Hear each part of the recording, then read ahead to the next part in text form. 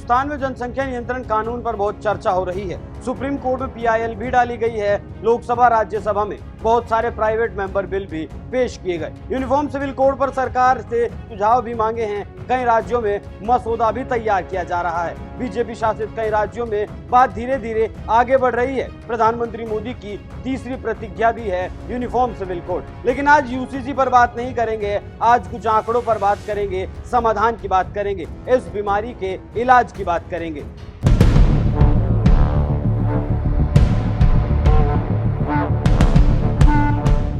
नमस्कार, NMF news देख रहे हैं आप। मैं हूं आपके साथ अभिषेक पुंडी।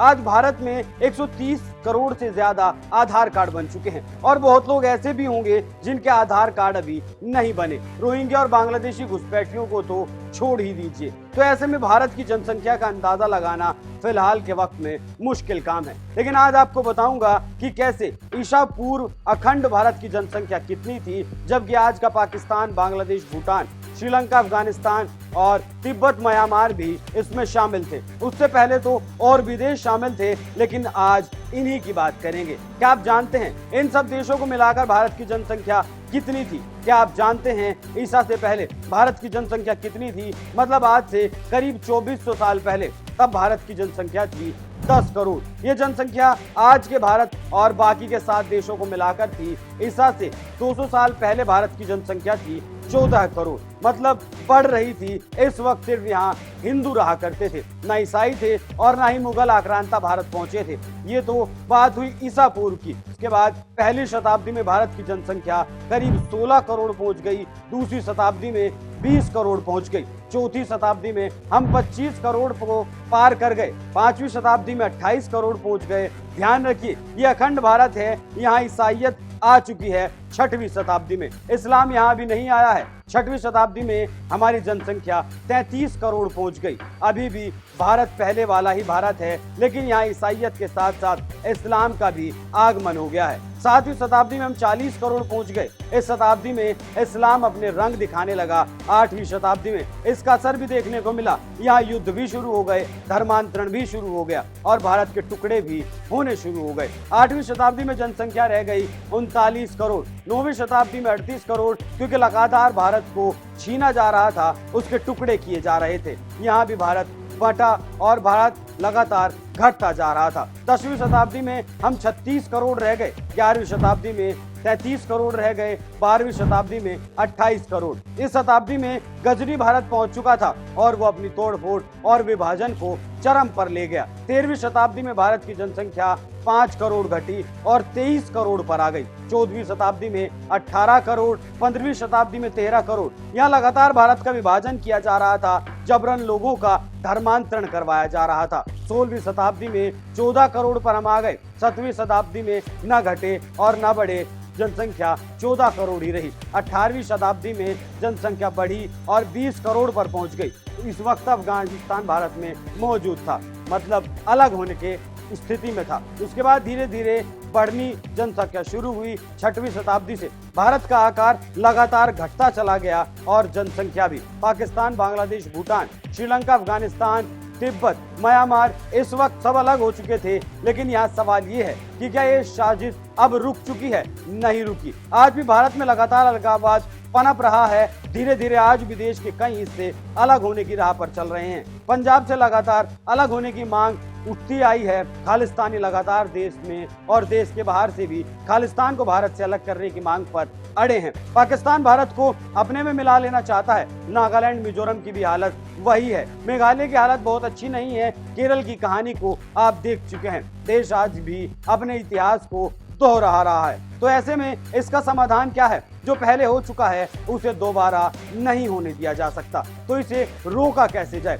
सुप्रीम कोर्ट के वरिष्ठ वकील अश्वनी उपाध्याय का कहना है, जब गोरी आया था तो वो अपने परिवार को लेकर यहाँ नहीं आया था। उसके सैनिक जब आए थे वो अपनी पत्नियों को लेकर भारत नहीं आए थे। सबसे पहले यहीं आकर लूटपाट की, धर्मांतरण करवाया, शादियां की। किसी ने 1 की, किसी ने 2 की और किसी ने 4-4, 5-5 भी की। बाबर जब भारत आया था तो वो भी अपने 20,000 सैनिकों को लेकर आया था। तो ऐसे में साफ तौर पर कहा जा सकता है कि भारत में जितनी महिलाएं हैं सब हिंदू महिलाएं हैं। मुस्लिम कोई रह गया हो तो शायद कोई आदमी बाहर का मुसलमान हो सकता है, लेकिन महिलाएं सारी हिंदू हैं। लेकिन अब देश जिस रास्ते पर है उसका समाधान क्या है? अब इस बीमारी का इलाज क्या है? क्योंकि ये बीमारी लगातार देश को तोड़ने का काम कर रही है, लगातार देश को खोखला करने का काम कर रही है। कॉमन सिविल कोड, एनआरसी जैसे कानून तो देश में होने ही चाहिए, लेकिन इन सबसे अलग देश में आने वाली फंडिंग को सबसे पहले रोकना होगा। पिछले दिनों मैंने आपको बताया था कैसे भारत में ऑपरेशन जोशुआ चल रहा है। लगातार ईसाई गैलरी भारत में गरीब दलितों को लालच देकर ईसाई बना रही है। खाड़ी देशों से लगातार पैसा आ रहा है।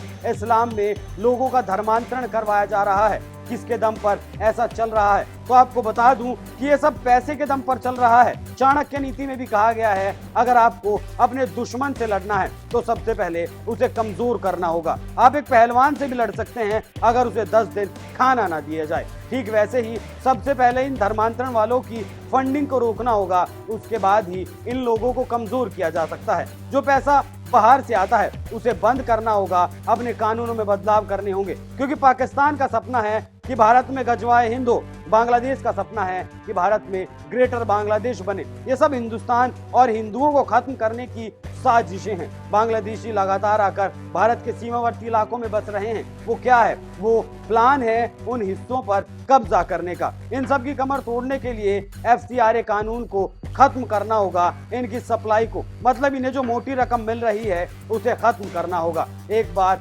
बाहर का पैसा अगर बंद हो गया तो ये सब अपने आप खत्म हो जाएंगे। देश के जितने भी सीमावर्ती राज्य हैं सबकी हालात वही हैं। कहीं ईसाइयत जोर पकड़ रही है, कहीं इस्लाम। इस सारे अलगाववाद को अगर खत्म करना है तो इनकी फंडिंग को सबसे पहले बिल्कुल बंद करना होगा। सरकार को UCC और NRC के साथ साथ इस फंडिंग को भी हर हाल में खत्म करना होगा, तभी अलगाववाद के सुर को दबाया जा सकता है। नहीं तो ये दिन ब दिन मजबूत होता जा रहा है। आप इस खबर पर क्या राय रखते हैं? अपनी राय हमें कमेंट कर जरूर बताएं। नमस्कार।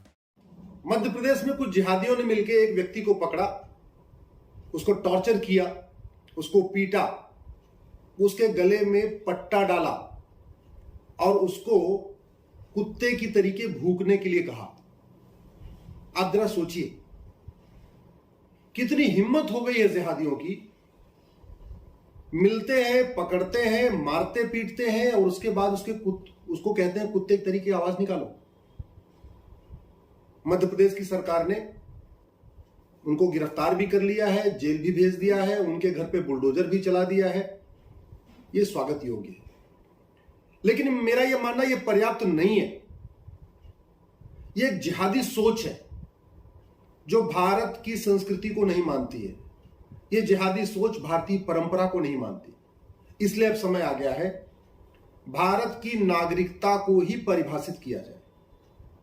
अभी आज की डेट में जो भारत में पैदा हो गया वो उसको भारत की नागरिकता मिल जाती है। ऐसा नहीं होना चाहिए। भारत की नागरिकता उसे मिलनी चाहिए जो भारतीय संस्कृति को मानता हो। भारत की नागरिकता उसे मिलनी चाहिए जो सर्वपंथ संभाव को मानता हो। भारत की नागरिकता उसे मिलनी चाहिए जो नारी तू नारायणी को मानता हो। भारत की नागरिकता उसे मिलनी चाहिए जो सभी इंसान को, प्रत्येक इंसान को एक समान मानता हो। भारत की नागरिकता उसे मिलनी चाहिए जो महिला पुरुष को एक समान मानता हो। इसलिए अब केवल पैदा होने भर से भारत की नागरिकता देना यह बिल्कुल ठीक नहीं है। जिस तरीके से भारत विरोधी गतिविधियां आगे बढ़ रही हैं, अब समय आ गया है कि नागरिकता को परिभाषित किया जाए और ऐसे जिहादियों को जेल भेजने के साथ साथ इनकी नागरिकता को भी वापस लिया जाए। जब तक इनकी नागरिकता खत्म नहीं होगी तब तक इनके अंदर खौफ पैदा नहीं होगा।